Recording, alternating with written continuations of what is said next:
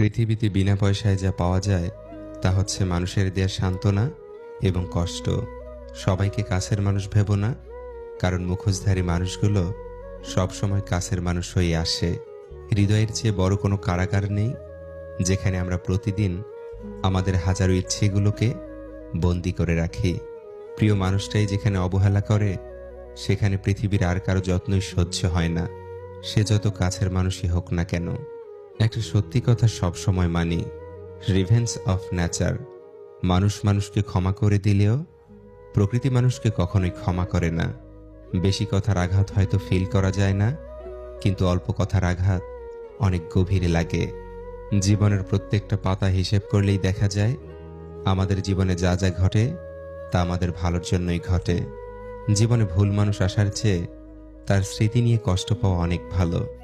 ভুল মানুষকে আপন ভেবে মানুষ যখন ভুল করে, তখন ভুলটা বহুদিন পর্যন্ত বয়ে বেড়াতে হয়। যার সাথে একটুখানি কথা বললেই মনটা ভালো হয়ে যায়, তার সাথেই কথা বলাটা চিরতরে বন্ধ হয়ে যায়।